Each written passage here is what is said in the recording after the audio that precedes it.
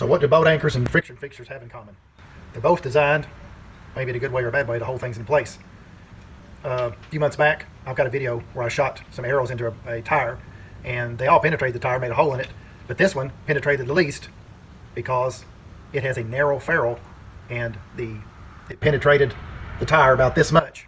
And because this has a friction feature on it, it did not penetrate and go on into the tire. And I've never killed anything with these yet, but I have high hopes for this broadhead. I think it's a knockoff of the Ozcut. It's marketed in Australia. Wouldn't surprise me if they buy theirs from China, but I think this comes from China. I sharpened it with a grinder, electric grinder, and it's got like the Tanto tip. It cuts forward and backward. It's solid steel, and I have high hopes for it. But when you get them out of the package, always check them and make sure. You can just sit there and rub your finger down the edge of them, and there's a friction feature right here. It's flattened. The ferrule's flattened on the side. It's not rounded, and right here you can feel a major drag right there. So what you can do, I have clocked these broadheads with the fletching. I like all my broadheads to turn the same way. I think it improves accuracy, more consistency, arrow to arrow. So I've clocked these cock feather down, and they're straight up and down. So you can mark where that is. Magic marker on the side of on the front of the insert.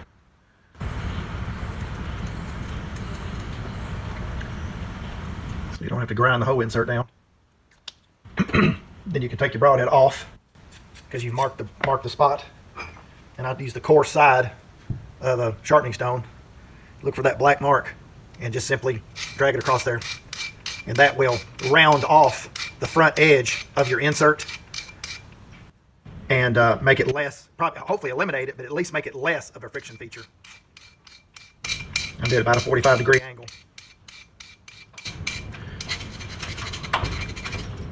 Okay, ground that side down, grind this side down. You can kind of turn it, spin it. All I'm doing is rounding that sharp edge off. About a 45-degree angle. Okay, I've ground it down some. Let's put it back on there and see if we can feel it. Might still be able to feel it, but anything's less is more. So let's see here. Let me clock it with my cock feather. Oh yeah, that's much less. You can still feel it a little bit, but it's not hanging near as much, and that can make the difference. A couple of inches in penetration can be the difference between taking one home and watch it run off with your arrow unrecoverable. Inches or miles when it comes to penetration and lethality. So there you go, friction feature.